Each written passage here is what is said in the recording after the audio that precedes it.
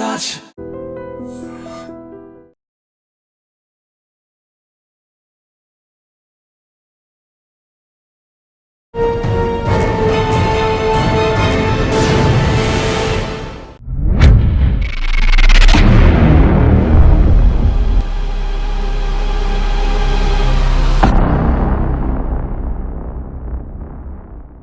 Welcome to lawyer సాబ్. న్యాయ వ్యవస్థపై ప్రధానమంత్రికి ఆర్థిక సలహాదారు చేసిన కామెంట్స్పై ఈరోజు మనతో మాట్లాడడానికి హైకోర్టు అడ్వకేట్ శ్రీకాంత్ చెంతల్ గారు ఉన్నారు. ఆయన అడిగి ఆ కామెంట్స్ ఏంటో, నిజంగా ప్రజలకి అది అర్థమయ్యేలా విషయమా, లేదు కేవలం రాజకీయం చేయడానికి అటువంటి కామెంట్ చేశారు విషయాన్ని శ్రీకాంత్ గారిని తెలుసుకుంది. శ్రీకాంత్ గారు నమస్తే. నమస్తే గారు. ప్రధానమంత్రి గారికి ఆర్థిక సలహాదారుడైన సంజయ్ సన్యాల్ ఆయన న్యాయ వ్యవస్థ మీద పూర్తిగా చాలా ఆసక్తికర కామెంట్స్ అంటారా, లేదంటే కాంట్రవర్షియల్ చేయాలనుకున్నారో తెలియదు కానీ కామెంట్ చేశారు. కోర్టులకి సెలవులు ఎందుకు, ప్రతి వ్యక్తి లాయర్ అవ్వాలా, తన కేసు అనేది వాదించుకోవాలి, చదువుకుంటే సబ్జెక్ట్ ఉంటే చాలు, ఒక మనిషిగా అంటే ఒక పౌరుడికి మీలాడ్ అని అనాలా, లేదు ప్రేయర్ చేయాలా, ఇటువంటి కామెంట్స్ తీసుకొచ్చారు. 5 పాయింట్స్ ఉన్నాయి. ఫస్ట్, కోర్టులకి సెలవు ఉన్నాయి, దీనివల్లనే భారతదేశం ఆర్థికంగా అభివృద్ధికి ఆటంకం అవుతుంది, భారతదేశం అభివృద్ధికి ఆటంకం న్యాయ వ్యవస్థ అని ఒక కామెంట్ చేశారు. ఫస్ట్ మనం కోర్టుల నుంచి వెళ్దామండి. కోర్టులకి సెలవులు అవసరమా? కోర్టులకి కాదండి, ప్రతి ఒక్కరికి సెలవులు అవసరం. అట్లా లేదు అంటే ఈ మధ్య ఒక పెద్ద మనిషి కామెంట్ చేశాడు, రోజుకు 17 గంటలు పనిచేయాలి అని చెప్పేసి 7 గంటలు పనిచేయాలి అని. అలాంటి ఒపీనియన్స్ అనేది మంచిది కాదు. మీకు కోర్టు వ్యవస్థ ఎలా నడుస్తుంది అని తెలియని వాళ్ళు, బేసిక్ మినిమం నాలెడ్జ్ కూడా లేని వాళ్ళు చేసే కామెంట్స్ ఇవి. ఎందుకు అంటున్నాను అంటే, మీకు హైకోర్టులకి సుప్రీంకోర్టుకి వెకేషన్ అనేది క్రిమినల్ కోర్ట్స్కి వెకేషన్ లాగా కాదు. క్రిమినల్ కోర్టుకి వెకేషన్ ఉండదు. క్రిమినల్ కోర్టు ఎప్పుడూ నడుస్తూనే ఉంటుంది. కేవలం హాలిడేస్, పబ్లిక్ హాలిడేస్లో మాత్రమే హాలిడేస్ ఉంటుంది. సివిల్ కోర్టుకి కొంత వెకేషన్ ఉంటుంది. హైకోర్టుకి సుప్రీంకోర్టుకి ఎందుకు సపరేట్గా వెకేషన్ ఉంటుంది అంటే, దసరా వెకేషన్ ఉంటుంది, వింటర్ వెకేషన్ ఉంటుంది, సమ్మర్ వెకేషన్ ఉంటుంది. ఎందుకు ఉంటుంది అంటే, మీరు చూడండి, జడ్జిలు కానీ లాయర్లు కానీ 7 days పనిచేస్తారు. 7 days. ఏ ఒక్క ప్రొఫెషన్లో కూడా 7 days పనిచేయరు. ప్రతి ప్రొఫెషన్లో కూడా ఈధర్ 5 days or 6 days పనిచేస్తారు. ఒక జడ్జి ఒక్క రోజులో దాదాపుగా యావరేజ్గా చూసుకుంటే 100 కేసులు యావరేజ్గా వింటారు. కొంతమంది ఎక్కువ వింటారు, కొంతమంది తక్కువ వింటారు. సరే, 100 కేసులు వింటే అందులో క్వాలిటీ వస్తుందంట. ఎస్, హైకోర్టులో సుప్రీంకోర్టులో ఎందుకు అంటే పాయింట్ ఆఫ్ లా మాత్రమే ఉంటుంది. పాయింట్ ఆఫ్ లా ఉంటుంది. ఓన్లీ సివిల్ జ్యూరిస్డిక్షన్లో వాటిలో డిఫరెంట్, కొంచెం పెద్ద మ్యాటర్స్లో డిఫరెంట్. కానీ ఒక 100 కేసులు వినడము అంటే 100 కేసులు డిసైడ్ చేయడం అని కాదు. ఒక కేసుని ఇందులో సబ్జెక్ట్ ఉందా లేదా, అడ్మిట్ చేసుకోవాలా వద్దా, అడ్మిట్ చేసుకొని ఉంటే ఎలాంటి రిలీఫ్ని ఇవ్వాలి, ఇలాంటివి యావరేజ్గా కొత్తగా వచ్చే మ్యాటర్స్. అంటే ప్రతిరోజు కొన్ని వేల సంఖ్యలో కోర్టులో కేసులు ఫైల్ అయితే వాటిలలో ఒక్కొక్క జడ్జి గారు యావరేజ్గా 100 కేసులు వింటారు. ఇండియా మొత్తం యావరేజ్ తీసుకున్నా కానీ 100 కేసులు యావరేజ్గా వింటారు ఒక రోజులో. వీటికి కావాల్సిన కోర్టు 4:15కి ఎండ్ అయిపోతుంది ఇక్కడ మన దగ్గర. 10:30 నుంచి 4:15 వరకు. ఇంతకుముందు 1 hour లంచ్ ఉండేది, ఇప్పుడు దాన్ని 45 minutes లంచ్ చేశారు మాకు. అంతటి ప్రెషర్లో పొద్దున్న సాయంత్రం దాకా వర్క్ చేసిన తర్వాత కూడా మళ్ళీ అక్కడి నుంచి జడ్జి గారు ఏమి ఇంటికి వెళ్ళిపోరు, లాయర్స్ ఏమి ఇంటికి వెళ్ళిపోరు. అక్కడ యాక్చువల్గా కోర్ట్ అవర్స్ తర్వాత ప్రెషర్ వర్క్ స్టార్ట్ అవుతుంది. జడ్జిలు కూర్చొని ఆర్డర్లు రాయాలి, వెరిఫై చేయాలి. ఆ ఆర్డర్ కాపీని ఆ రోజు ఒక్కొక్కసారి మిడ్నైట్లకి ఇస్తుంటారు, ఎర్లీ మార్నింగ్ ఇస్తుంటారు, లేట్ నైట్స్ వరకు పనిచేయాల్సిన పరిస్థితి ఉంటుంది. లాయర్స్ కూడా ఆఫ్టర్ కోర్ట్ అవర్స్ వాళ్ళ క్లయింట్స్తో బ్రీఫ్ తీసుకోవడం కానీ ఇలాంటివి కానీ లాయర్స్ కోర్ట్ ఆఫీస్ తర్వాతనే స్టార్ట్ అవుతుంది. యావరేజ్గా 7 days పనిచేస్తున్న ఒక జ్యుడిషియల్ వ్యవస్థ ఒక వెకేషన్ని తీసుకోవడం అనేది బేర్ మినిమం హ్యూమన్ రైట్. అది అంటే ఆయన చెప్పింది కూడా వెకేషన్ వద్దు అనట్లేదు, ఆల్టర్నేటివ్ ఒక మనిషి పెట్టి మీరు రెస్ట్ తీసుకోవచ్చు. అంటే మనం కొంత ఆల్టర్నేటివ్ ఉంటుంది. వెకేషన్ బెంచెస్ ఉంటాయి, ఏమి జ్యుడిషియల్ వ్యవస్థ ఏమి షట్ డౌన్ అవ్వదు, అంటే కంప్లీట్గా తాళం వేయడం అలాంటివి ఉండవు. ఓకే, ఈవెన్ మీకు మెకానిజం ఉన్నది. ప్రతి వెకేషన్లో కూడా సిటీలో ఉండే జడ్జిలు, బయటికి వెళ్లకుండా ఉండే జడ్జిలు, అర్జెన్సీ ఉంది అంటే హౌస్ మోషన్ మూవ్ చేయవచ్చు. మీరు చెప్పిన డాక్టర్లు, పోలీసులు ఎగ్జాంపుల్, మీరు చెప్పిన డాక్టర్ల ఎగ్జాంపుల్, వాళ్ళ ఇంటికి వెళ్ళి సర్జరీ చేయించుకోవచ్చు ఏమని అడగండి, అది ఎక్కడ వెకేషన్లో తీసుకొని వచ్చు కదా అడగండి. కానీ ఒక మానవ హక్కులకు ఉల్లంఘన జరిగింది, ఒక అర్జెన్సీ ఉంది అంటే వెకేషన్లో ఉన్నా, సండే ఉన్నా, శనివారం అర్ధరాత్రి ఉన్నా కానీ మనం ఒక ప్రొసీజర్ ఉంది, హౌస్ మోషన్ మూవ్ చేయొచ్చు. జడ్జి గారు ఇంటి దాకా పిలిపించుకొని అక్కడికే వ్యవస్థను పిలిపించుకొని అక్కడ ఆర్డర్లు పాస్ చేస్తారు. సో జ్యుడిషియల్ వ్యవస్థ గురించి basic common sense, basic knowledge కూడా లేని వాళ్ళు చేసే కాన్స్పిరసీతో కూడుకున్న అటాక్ ఇది జ్యుడిషియరీ మీద. సో ఆ విధంగా కాకుండా అసలు కోర్టుల సంఖ్య పెంచి జడ్జిల సంఖ్య పెంచితే ఏ ప్రాబ్లం ఉంటుంది కదా, అది ఎవరు చేయాలి? గవర్నమెంట్ చేయాలి. జడ్జిల సంఖ్య పెంచరు, రిక్రూట్మెంట్ చెయ్యరు, లోవర్ జ్యుడిషియల్ రిక్రూట్మెంట్ చెయ్యరు, ఎలివేషన్లకు వీళ్ళకి పొలిటికల్ ఎలివేషన్లు కావాలి, హైకోర్టుకి కొత్త బెంచ్లు ఇవ్వరు, స్టేట్ పెద్దగా ఉంటుంది, 2-3 బెంచ్లు పెట్టమంటే పెట్టరు, జడ్జిల సంఖ్య పెంచరు. జ్యుడిషియరీకి బడ్జెట్ ఎక్కువ ఇస్తే రిటర్న్స్ రావని వాళ్ళ అభిప్రాయం. ఇప్పుడు జ్యుడిషియరీలో వీళ్ళు చేసిన కామెంట్స్ ముందు సెకండ్ కామెంట్ చెప్తాను, వీళ్ళ అండర్స్టాండింగ్ ఏంటో చెప్తాను చూడండి మురళి గారు. ఒక వ్యక్తి, ఒక పౌరుడు ఇంకో పౌరుడిని మైలాట్ అని ఎందుకు పిలవాలి, ఒక పౌరుడు ఇంకో పౌరుడిని ప్రేయర్ ఎందుకు అడగాలి అని అంటాడు. అక్కడ పౌరుడిని అడుగుతున్నాడా? ఆయన జడ్జి గారు సీట్ని అడుగుతున్నారు, ఒక చైర్ని అడుగుతున్నారు. ఒక రాజ్యాంగాన్ని పరిరక్షించడానికి ఉండే ఒక వ్యవస్థని అడ్రస్ చేస్తూ దిస్ కోర్ట్ అంటారు, అంతేగాని జడ్జి గారి పేరుని పెట్టి పిలవరు. మేము జడ్జిమెంట్ చదివేటప్పుడు జడ్జి గారి పేరు వస్తే జడ్జి నేమ్ అని చెప్తాం, ఎందుకంటే అక్కడ జడ్జి నేమ్ ఇంపార్టెంట్ కాదు, జ్యుడిషియల్ వ్యవస్థ ఇంపార్టెంట్. సో ఈ వ్యవస్థని పట్టుకుని అంటాం, ఓకే మైలాడ్ అనాలా, యువర్ ఆనర్ అనాలా, సార్ అనాలా అనేది ఇట్స్ డిఫరెంట్ స్టోరీ. అనకపోవచ్చు, అనాల్సిన రూల్ ఏం లేదు, కానీ కొంతవరకు మార్చుకోవాలి. ఈ కొలోనియల్ మైండ్ సెట్ లాగా ఉంది అంటే, కొలోనియల్ మైండ్ సెట్ ఎక్కడెక్కడ ఉందో నేను చెప్తాను తర్వాత, సపరేట్గా వీడియో చేద్దాం. ఇప్పుడు ఇంకా కొలోనియల్ మైండ్ సెట్ చాలా ఎక్కువ ఉందని చెప్తాను నేను. అంటే బ్రిటిష్ పీరియడ్లో ఏదైతే కొలోనియల్ మైండ్ సెట్గా చెప్తున్నారో అంతకన్నా దారుణమైన స్థితిలో ఈరోజు ప్రజాస్వామ్యం ఉంది, అంతకన్నా దారుణమైన స్థితిలో ఈరోజు కొలోనియల్ ఎరా నడుస్తుంది అని చెప్తాను నేను మీకు. ఈ ప్రేయర్ అనేది ఏంటి, ప్రేయర్ అడగడం ఏంటి, ఇంకొక పౌరుడిని అడగడు. సో వీళ్ళకుండే అండర్స్టాండింగ్ లెవెల్స్ చూడండి. ఏంటి అంటే జడ్జి అంటే ఎవడు నీకు, సిటిజనా కాదు కదా, అంటే ఎక్కడి నుంచి ఉన్న రాజ్యాంగం చదవరు, ఏం చదువుతారు వీళ్ళు, పురాణాలు చదువుతారు, చెట్టు కింద పంచాయతీలు చదువుతారు. ఒకవేళ పురాణాల్లో తీసుకున్న రాజుగారు అంటారు తప్ప రాజు అని అంటారు కదా వాళ్ళు. డిఫరెన్స్ నేను కంపేర్ కూడా చేయను. కాకపోతే అక్కడ ఉండే వ్యవస్థలో ఆర్గ్యూ చేసేవాళ్ళు ఎవరు. మీకు ఇది వరకు అడ్వకేట్స్ యాక్ట్ రావడానికి ముందు లా డిగ్రీ ఉండవలసిన అవసరం లేదు, ఎవరన్నా వకీల్ అయి ఉండొచ్చు ఒకప్పుడు, అలాంటి ఇది ఉండేది. ఇప్పుడు దాన్ని ఒక రెగ్యులేట్ చేసి లాయర్స్గా ఉండే వాళ్ళే వాదించాలి అని చెప్పేసి ఎక్కడ ఆ కామెంట్ పిచ్చి కామెంట్ లాగా ఉందండి. పిచ్చి కామెంట్ కాదు, అసలు నేను పిచ్చి అనండి దీన్ని. ఎందుకు అంటే పిచ్చి అనండి దీన్ని ఎందుకు అంటే, ఇప్పుడు పిచ్చి ఉంది అంటే నేను రాజ్యాంగబద్ధంగానే కామెంట్స్ చేయాలి, ఎవరి సైకలాజికల్ హెల్త్ గురించి నేను అనకూడదు. దేర్ఫోర్ ఒక మానసిక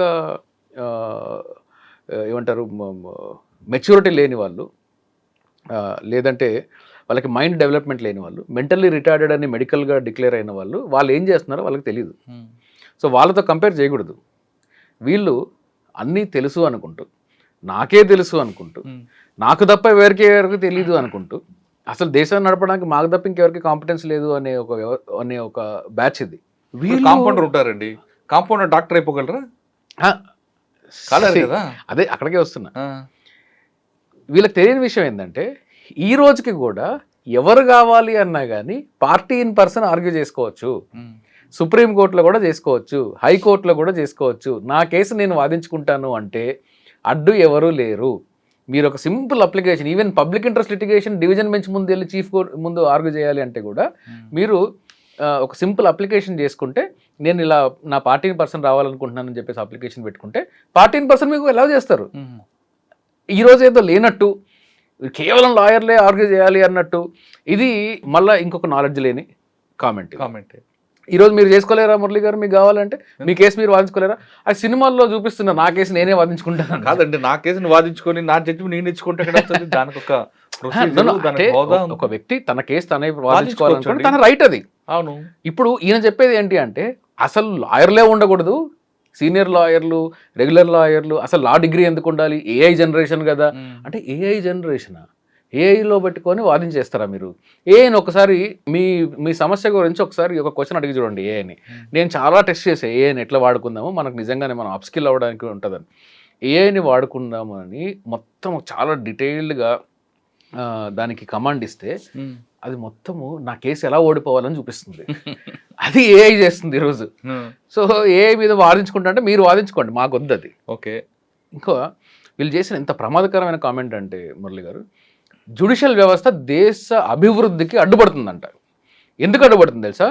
వీళ్ళు చేసే స్కాములకు అడ్డుపడుతుంది. అభివృద్ధికి అంటే ఎవరు అభివృద్ధికి అంటే అంబానీ అదానీ అభివృద్ధికి అడ్డుపడుతుంది. వీళ్ళు చేసే స్కాములు ఎక్కడో దగ్గర రావాలి కదా, ఎవరో మనలాంటోళ్ళు మీలాంటోళ్ళు నాలాంటోళ్ళు ఒక పిల్లు వేస్తారు కదా, లేదా ఒక హైకోర్టును సుప్రీంకోర్టును ఆశ్రయిస్తారు కదా, లేదు ఒక అడవిని కొట్టేస్తుంటే దానికోసం అవును. కోర్టుకు వెళ్తారు కదా, అవును. లేదు అక్కడ ఆదివాసులను చంపేస్తుంటే కోర్టుకు వెళ్తారు కదా, లేదంటే ఆ, పనికి ఆహార పథకంలో స్కామ్ జరుగుతుందని కోర్టుకు వెళ్తారు కదా, లేదు అంటే మీకు పబ్లిక్కి రావాల్సిన స్కీమ్ లేదు అందడం లేదు అని చెప్పేసి కోర్టుకు వెళ్తారు కదా. ఇవన్నీ కోర్టుకు రాకూడదు. ఇవన్నీ ఎవరి వ్యక్తిగత డెవలప్మెంట్కి అడ్డుపడుతున్నాయి కోర్టులు అనే దృక్పథంతో మనం చూడాలి. అంటే కోర్టు వ్యవస్థ లేకపోతే ఆ. ఈరోజు ప్రజాస్వామ్యం దేశంలో ఎంతో కొంత బతికుంది అంటే ఇంతటి అమానుషమైన పొలిటికల్ వ్యవస్థ, ఇంతటి అమానుషమైన మానవ హక్కులకి వ్యతిరేకంగా నడుస్తున్న ప్రభుత్వాలు ఉన్నప్పటికీ కూడా ఈ దేశం ఇంకా ఒక్కటిగా ఉంది అంటే, ఈ దేశం ఇంకా నడుస్తుంది అంటే దానికి జ్యుడిషియల్ వ్యవస్థ కారణం. అవును. అంటే దీనికి సాధారణంగా ఏ స్టేట్ ఏ కంట్రీలో అయినా సరే కన్వర్షన్ రేట్ పెరిగిందంటే డెవలప్మెంట్కి రావడానికి పెట్టుకోవడానికి మిగతా వాళ్ళు కూడా వస్తుంటారు. ఎస్ అంటే కన్వర్షన్ రేట్ ఉండాలని ఉంటే మిగతా స్టేట్లో కూడా మిగతా కంపెనీలు పెట్టడానికి వస్తారు. ఆ ఉద్దేశంతో బహుశా అని అన్నాడేమో. ఆ ఉద్దేశం లేదండి. ఇప్పుడు ఎకనామిక్ ఉద్దేశం లేదు. ఈయన పెద్ద ఎకనామిస్ట్ అని నేను అనుకోవడం లేదు. నేను ఓకే, ఆయన పర్సనల్ క్యారెక్టర్ మీద, పర్సనల్ క్యాలిబర్ మీద నేను కామెంట్ చేయను. నాకు ఎకనామిక్స్ తెలుసు. నా ఎకనామిక్స్ తెలిసినంత మాత్రాన మీరు చేసే ఎకనామిక్ పాలసీలు ఏంది, మీ ఫారెన్ పాలసీ ఏంది, మీ ఇన్వెస్ట్మెంట్ పాలసీలు ఏంది, మీరు ఫారెన్ ట్రేడ్ చేస్తున్నప్పుడు మీరు ఇంపోర్ట్స్ మీద ఎట్లాంటి ఇవి ఇంపోజ్ చేస్తున్నారు, డ్యూటీస్ ఇంపోజ్ చేస్తున్నారు, దానివల్ల మన ఆర్థిక వ్యవస్థ మీద ఎట్లా భారం పడుతుంది, ఇవన్నీ నేను కూడా మాట్లాడగలను. కానీ అది డొమైన్ కాదు. నీ డొమైన్ ఎకనామిక్స్ అయినప్పుడు ఎకనామిక్స్ మాట్లాడు. అప్పుడు నేను ఇన్స్క్రూటినీ చేస్తా. నువ్వు మాట్లాడిన ఇప్పుడు ఎకనామిక్స్ 3 పాయింట్లు, ఇంకో 2 పాయింట్లు ఉన్నాయి. చాలా పవర్ఫుల్గా ఆయన 5 పాయింట్లు చెప్పాడు ఆయన. ఎస్, ఒకటి కోర్టులే వద్దంటాడు, అవును మీ లాడ్ అనదంటారు, అవును. జడ్జిలకు సెలవు ఎందుకు అంటారు. పంచాయతీలని మళ్ళీ తీసుకురావాలనేది వీళ్ళ ఉద్దేశం లాగా అనిపిస్తుంది నాకు. మీకు ఒక 1 year బ్యాక్ అనుకుంటా నారీ అదాలత్ అని ఒక ప్రపోజల్ పెట్టారు వీళ్ళు. ఈ నారీ అదాలత్ అంటే ఏంటంటే ఉమెన్కి జరిగే అన్యాయాలన్నింటినీ కూడా అక్కడ లోకల్గా ఉండే సోషల్ వర్కరు, ఒక వార్డు మెంబరు, ఏఎన్ఎంలో పనిచేసే నర్సులు, వీళ్ళందరూ కలిసి ఆ అమ్మాయి సమస్యల్ని తీరుస్తారంట. అంటే ఒకప్పుడు కాప్ పంచాయతీలని బంద్ చేస్తుంటే కాప్ అబాలిషన్స్ చేసేసాం మనం. అది కుల పంచాయతీలు కుల పంచాయతీలు ఉండేవి, వీటిని మళ్ళీ తీసుకురావాలనేది వీళ్ళ ప్రయత్నం. కోర్టుల మీద పని ఒత్తిడి పెరుగుతుంది కాబట్టి ఆ విధంగా అన్నాడేమో. లేదు, కోర్టుల మీద చేస్తే మీరు కోర్టులను పెంచండి, జడ్జిల్ని పెంచండి, నంబర్ ఆఫ్ బెంచెస్ని పెంచండి, మ్యాజిస్ట్రేట్స్ని పెంచండి. అంతేగాని నేను అసలు కోర్టు వ్యవస్థ నుండి తీసేస్తానంటే ఈ ఏడిఆర్ మెకానిజంలో అంటాడు. మళ్ళీ ఇది ఈ కమర్షియల్ కోర్ట్స్ గురించి కామెంట్ చేస్తూ అంటాడు. ఇక్కడ ప్రొసీడింగ్ జరిగిన తర్వాత, మీడియేషన్ జరిగిన తర్వాత మళ్ళీ కోర్టుకే వస్తున్నాయి కదా, మీడియేషన్కి వెళ్ళాల్సిన అవసరం ఏంటి అంటే, మళ్ళీ కోర్టుకే వస్తున్నాయి అంటే ఈ వ్యవస్థలో లోపం ఎక్కడుంది అని చెప్పేసి ఒక స్టడీ చేయాలి తప్ప, కోర్ట్స్ని పెంచితే ఈ సమస్యలు ఉండవు కదా, కోర్టు మీద బర్డన్ ఉంది కదా. నేను కూడా చాలా మటుకు ఈ ఆల్టర్నేటివ్ మెకానిజమ్స్ మీద నాకు కూడా రిజర్వేషన్స్ ఉన్నాయి. అక్కడ పెద్దగా న్యాయం జరగట్లేదు, అక్కడ పెద్దగా డిస్ప్యూట్స్ రిజల్యూషన్స్ జరగట్లేదు అనేది నా ఒపీనియన్ కూడా. కానీ దానికి కారణము కోర్టుగా చూపించడం అనేది ఇది ఎక్కడ అయినా, ఒకవేళ అది ఉండాలా, ఆ కమర్షియల్ కోర్టులో ఏం జరగట్లేదు అంటే గవర్నమెంట్ మీ దగ్గరే ఉంది కదా, తీసేయండి, అబాలిష్ చేయండి, ఆ కమర్షియల్ కోర్ట్స్ని అబాలిష్ చేయండి, ట్రిబ్యునల్స్ని అబాలిష్ చేయండి. లేదు అంటే మీరు అసలు ఈ మొత్తం ఉండే ఈ ఫోరమ్స్ని వీటిని అన్ని అబాలిష్ చేసి కోర్టులనే పెట్టండి, కోర్టుల సంఖ్య పెంచండి. అది మీ లెజిస్లేటివ్ డొమైనే కదా. కాబట్టి వీళ్ళు ఎవ్వరికి కూడా బేసిక్ మినిమం కామన్ సెన్స్ కూడా లేదు అని నా ఒపీనియన్. బేసిక్ మినిమం నాలెడ్జ్ లేదు. ఈ అమెచ్యూర్ కామెంట్స్ ఇవన్నీ కూడా, అంటే బయట ఉండి వీళ్ళకి ఇంత సెలవులు ఎందుకు, ఈ వ్యవస్థ వల్లనే దేశం వెనకబడిపోతుంది అంటే ప్రమాదకరమైన ఆలోచన. రాజ్యాంగం మీద జరిగే అటాక్ ఇది. రాజ్యాంగాన్ని నడిపే ఏకైక సాధనము, దాన్ని ప్రొటెక్ట్ చేసే సాధనము జ్యుడిషరీ. ఈ రాజ్యాంగాన్ని మనం తీసేయాలి అంటే జ్యుడిషరీ మీద అటాక్ చేయాలి, జడ్జిల మీద అటాక్ చేయాలి. ఇది ప్రమాదకరమైన ఒక అంశము. దీన్ని కోర్టులు కూడా చాలా సీరియస్గా తీసుకోవాలి. ఈ ఒపీనియన్ కేవలం ఒపీనియన్ కాదు. ఈ ఒపీనియన్ రేపు పొద్దున ఒక ఫేమస్ సేయింగ్ ఉంది Murali garu, thoughts of students in today school becomes the school of thoughts for tomorrow's governments అని. అంటే ఈరోజు విద్యార్థుల మైండ్లో ఉండే ఆలోచనలు రేపు ప్రభుత్వం ఆలోచనలుగా మారుతాయి అని. ఒకవేళ ఇలాంటి ఆలోచనలు రేపు పొద్దున, వీళ్ళకి ఈరోజే ప్రభుత్వం ఉంది, రేపు పొద్దున మెజారిటీ ఒపీనియన్గా మారి డెమోక్రటిక్ సిస్టమ్నే మీరు నిర్వీర్యం చేస్తే ప్రమాదము ఈరోజు మనం చూస్తున్నాం. కాబట్టి వీటిని ఖండించాలి. ఇలాంటి వాళ్ళ మీద, ఇలాంటి వ్యక్తులుగా నేను చూడట్లేదు, ఇది ఒక వ్యవస్థగా నేను చూస్తున్నాను. ఆయన ఏమి కామన్ మ్యాన్ కాదు, ప్రైమ్ మినిస్టర్కి అడ్వైజర్. మరి ఒక ప్రైమ్ మినిస్టర్కి చిన్న బేసిక్స్ తెలియదు అనుకోండి, ఆయన ఏమనుకుంటాడు, వీడు నాకన్నా మేధావి కాబట్టి వీడు చెప్పేది నిజం అనుకుంటాడు. నేను చెప్పేది నిజం అనుకుని రేపు పొద్దున ఏదైనా చట్టం తీసుకుని వస్తే, సో వీళ్ళేం కామన్ మ్యాన్ కాదు. కామన్ సిటిజన్స్ వెళ్ళి నేను క్రిటిసైజ్ ఎప్పుడైనా కానీ ఒక డిసెంటింగ్ ఒపీనియన్ అనేది పబ్లిక్ని అట్రాక్ట్ చేస్తుంది. కానీ తర్కము, రీజన్, రేషనాలిటీ, ఒక సైంటిఫిక్ ఎవిడెన్స్, లాజిక్, ఇవన్నీ చూసుకున్న తర్వాత ఒక డేటా అనాలిసిస్ చేసిన తర్వాత పాలసీని తయారు చేయాలి. నీ మైండ్లో వచ్చిందని చెప్పేసి ఇగో దీనికి కారణం ఇదే అని చెప్పేసి నువ్వు ఏదో చెప్పేస్తే అది డెమోక్రటిక్ పద్ధతి కాదు. దీన్ని ఖండించి తీరాలి. ఇది చాలా ప్రమాదకరము. ఇతను ఈ ఎకనామిస్ట్గా చెప్పుకునే పాలిటీషియన్, ఇతను అతని కామెంట్స్ని విత్డ్రా చేసుకోవాలి. అతని కామెంట్స్ని నేను ఈరోజు యాజ్ అ లాయర్గా అతను పనిచేసే అడ్మినిస్ట్రేషన్కి, అతను పనిచేసే పొలిటికల్ పార్టీస్కి, అతన్ని బ్యాక్ చేసే మీడియాలకి స్ట్రైట్ ఫార్వర్డ్ క్వశ్చన్ అడుగుతున్నాను. మీకు రాజ్యాంగాన్ని రక్షించాలని ఉందా లేదా? నంబర్ 1 ఆన్సర్ కావాలి. రాజ్యాంగాన్ని రక్షించడానికి మీరు కోర్టు వ్యవస్థ కాదన్నారు కదా, ఆల్టర్నేట్ వ్యవస్థ మీ దగ్గర ఏది ఉంది? సమస్య చెప్పడం ఓకే, దానికి సొల్యూషన్ ఏమిస్తున్నారు? సొల్యూషన్ ఏమిస్తున్నారు? డెవలప్మెంట్కి కోర్టులు అడ్డుపడుతున్నాయి, సో సొల్యూషన్ ఏంటి మీ దగ్గర? అది ఉండదు. ఎందుకు అంటే సొల్యూషన్ ఎందుకు చెప్పరు అంటే వీళ్ళు అటాక్ మోడ్లో ఉన్నారు. ఆ అటాక్ని జ్యుడిషియల్ వ్యవస్థను నిర్వీర్యం చేసే మోడ్లో ఉన్నారు కాబట్టి చేయరు. అందుకనే ఈ కామెంట్స్ని ఎమెచ్యూర్ కామెంట్స్గా, అసలు ఈ కామెంట్స్ని బేసిక్ నాలెడ్జ్ కూడా లేని వాళ్ళు చేసిన కామెంట్స్గా నేను పరిగణిస్తాను. జ్యుడిషియరీ మీద ఆయన చేసిన కామెంట్స్ అనేది రాజ్యాంగం మీద దాడి అంటున్నారు శ్రీకాంత్ గారు. కోర్టులకు సెలవు ఇవ్వడం, అడ్వకేట్స్ని, జడ్జిని మీలాడడం, లేదా ఒక పౌరుడు మాట్లాడడం కూడా అవగాహన లేని కామెంట్లుగానే ఆయన పరిగణిస్తున్నారు. ఇప్పటికైనా ఆ కామెంట్స్ వెనక్కి తీసుకోవాలని శ్రీకాంత్ గారి యొక్క డిమాండ్. ఇది కోర్టులపై సంజయ్ గారు ఇచ్చిన కామెంట్స్పై శ్రీకాంత్ గారి విశ్లేషణ. మరో అంశాల్లో మళ్ళీ కలుద్దాం. అంతవరకు నమస్తే. థ్యాంక్ యూ అండి. నమస్తే.